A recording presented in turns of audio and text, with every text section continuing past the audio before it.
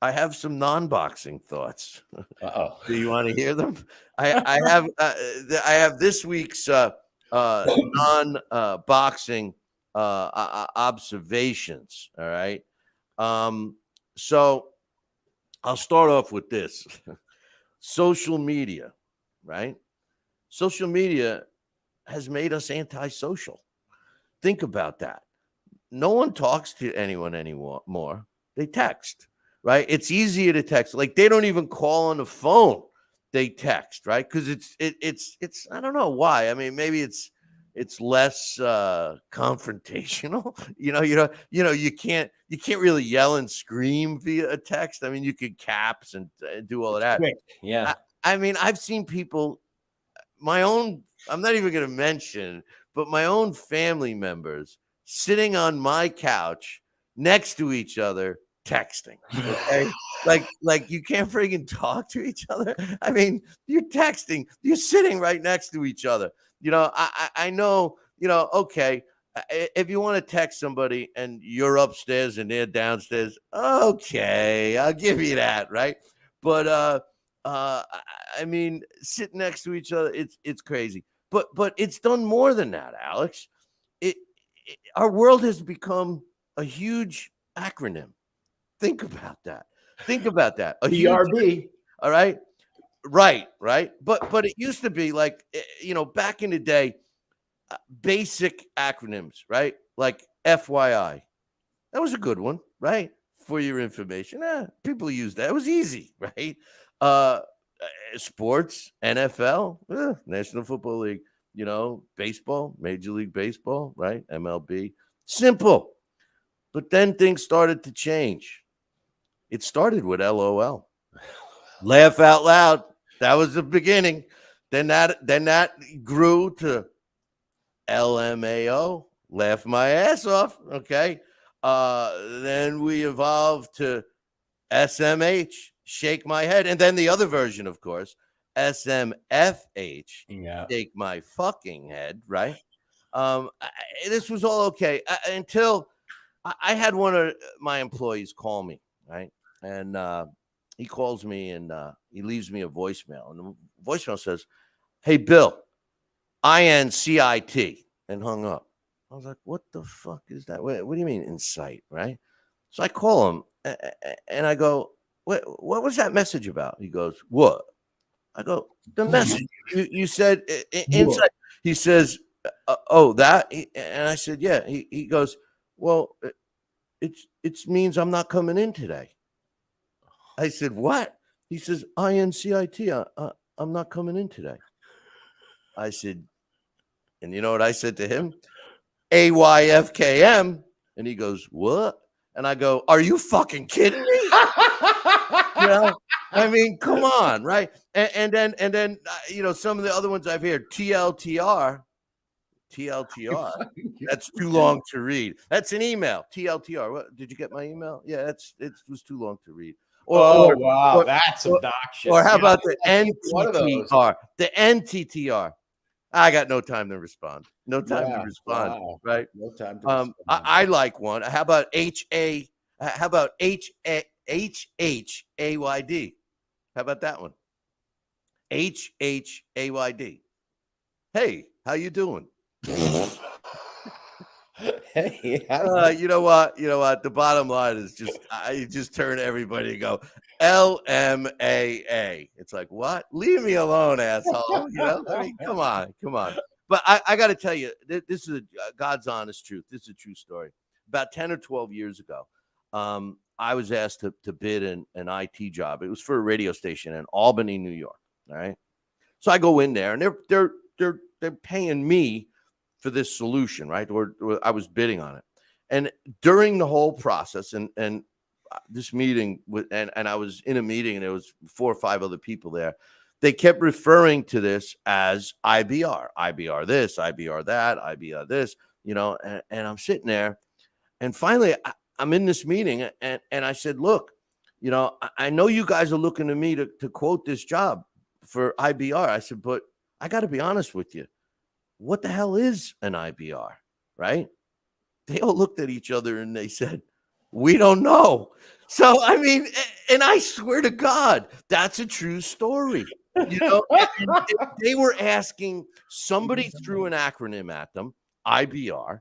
They didn't understand it, and it carried all the way to me with the quote process. And I finally had to say, because I didn't want to lose my ass in a quote or something, and I was like, what is it? They didn't even know. So it just goes to show you, acronyms, yeah, maybe they help a little, but it's becoming pretty outrageous, Alex. Yeah, we at least have to know that we agree we're using the same one. And you're right. There's a lot of them, especially on social media, that I have to look up because I'm like, I don't know what that is, and I'll Google it. And then sometimes there's multiple choices, and then it's Right. like they couldn't have meant that one. I know. I know. That's my whole point. My point is people have become so lazy, and in the texting world, it's easier to use an acronym, right? Because you don't have to type the whole sentence out. But like you just said, unless the other side knows what the hell you're talking about, you could take it many different ways. Different ways. Like one of the ones I like is ICYMI, in case you missed it. The one that you see, what is it?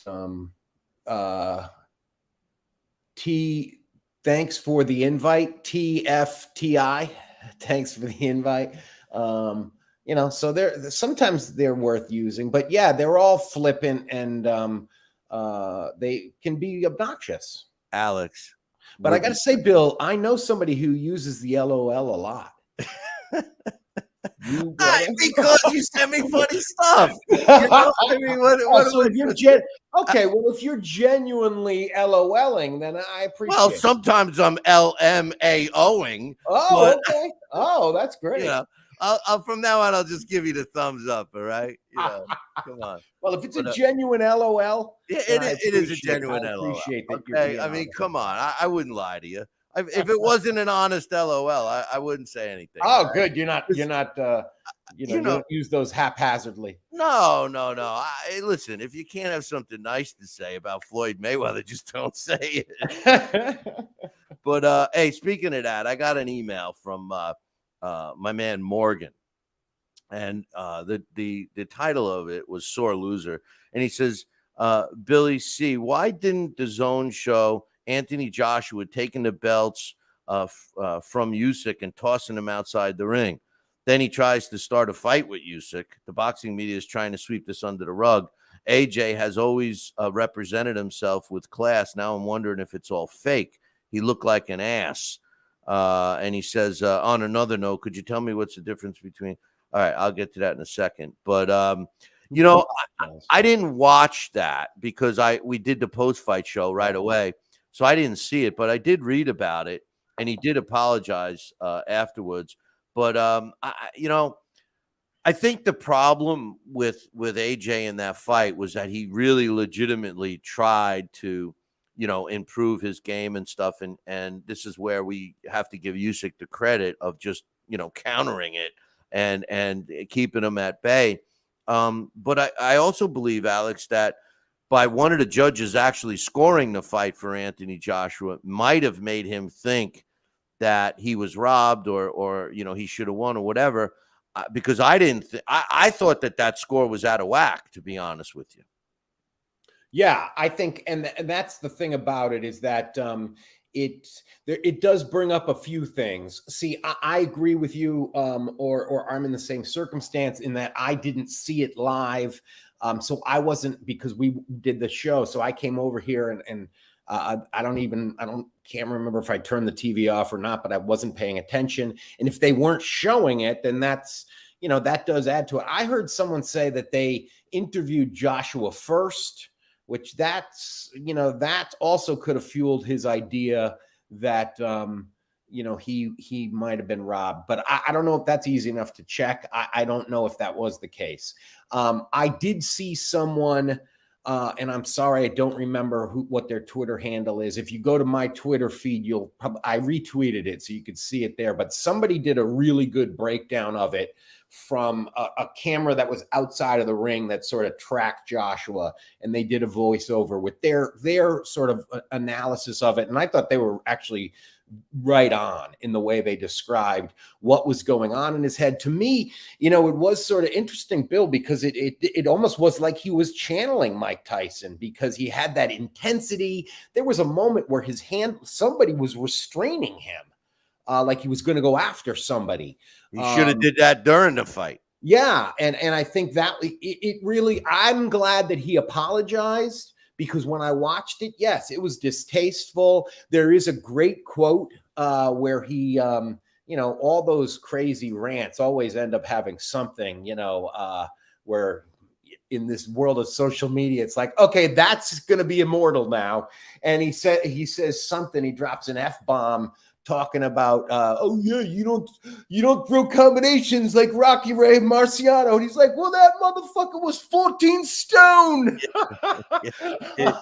He was saying how big he is. He goes, I'm a big guy. And it was kind of like he was making excuses. I read that. Absolutely. Kind of making excuses that he was too big to throw that many punches. Right. And I think that's why I'm glad he did apologize. I think it's very cool how that Usyk kept his cool, because there was a moment where he even took the Ukrainian flag from him, and that could have gotten, that was an American, that would have gotten dicey, because we get a little nutsy about But when he took the flag, he was trying to show unity, I thought. Yeah, but then he like went too far, and it was like, dude, you lost, and you don't really have the right to be carrying that. And yeah, it's I don't know. That's when the team needs to pull him out of the ring. Yeah, and well, that's what this person on Twitter kept saying, was that it was very clear that was the most glaring thing. He was not happy with his team. He didn't want to talk to them at all. And not one member of them had his ear to say, hey, Anthony, tone it down.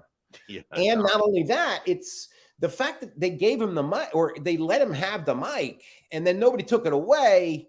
I don't know. You're right. There is almost sort of like a condoning the behavior, but I think that in terms of whether boxing accepts it or not, he did apologize. So I think he made right in that sense. The fact that DAZN didn't have a camera covering it, I guess they were trying to cover up. That wasn't one of their better broadcasts. The broadcast team wasn't that good. But boxing has a way of forgiving people. I mean, people love Mike Tyson, and come on, he bit Evander's ears off. He bit Evander Holyfield's ear off and spit it on the canvas. I mean, Mills Lane. I'll never forget the look on Mills Lane's face. And when he saw it, then when we saw the replay, the way he kind of gobbled it up and stuff. Yeah. Anyway. And remember, I mean, that's the thing about boxing, is that it wasn't that he bit him. It was that he bit him again. I know. Everything would have been forgotten. But hey, it's not like people have the Mike Tyson laying on the canvas after Kevin McBride knocked him out on their wall or anything. I know who would do what dastardly villain would do something like that. How could someone stomach someone that's just pure evil? Pure with the blackest heart. Yeah.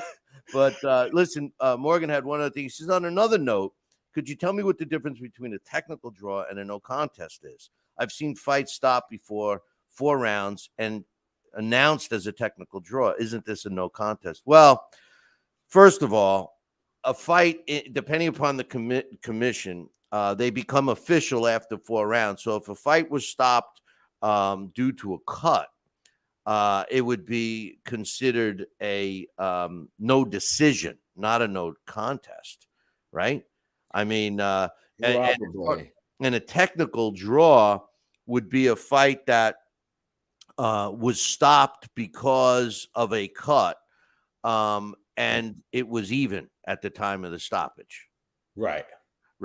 A no contest is generally when someone tests positive for steroids or something was not, maybe if it doesn't go to 4 rounds, it is a no contest. It could be.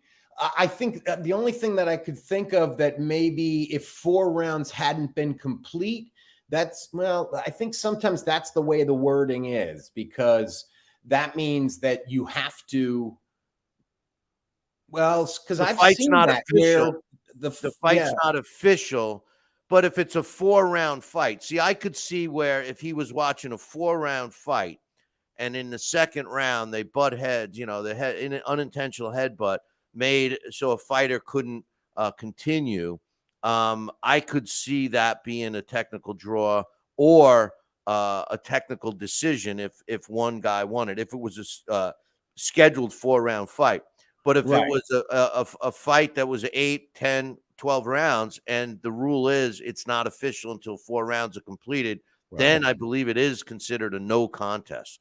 Could If the be, fight yeah. was stopped due to a cut, unintentional cut, that's a no contest if it didn't get to 4 rounds. I'm Or I pretty think the other thing, not only a cut, but if it was especially would have to be an low blow or accident, something. but would be, yeah, like say somebody turned, they, hyperextended their knee or something, they slipped. No, no.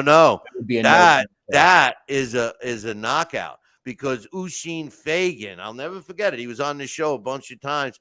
He hurt himself. I think it might have been against Amir Khan. I forget who his opponent was, and he dislocated his knee standing Uh, up from the yeah, stool, you're and right, and actually. that and that was considered a knockout. Huh. Couldn't continue, and it was a knockout. Yeah, wasn't there a recent example of that too? And it was a knockout. No, Yeah, no, I think if you hurt yourself, somehow, yeah, you can't continue. It's a knockout. It's a TKO. right. But anyway, well, boys and girls, we're glad that you joined us today.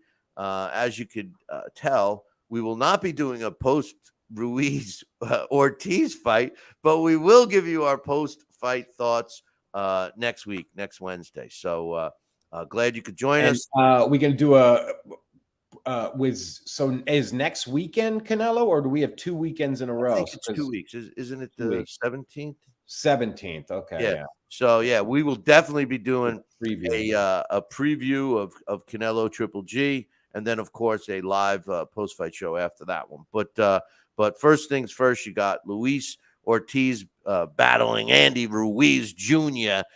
In a pay per view, which shouldn't be on Sunday, which also shouldn't be. So we will be giving you our thoughts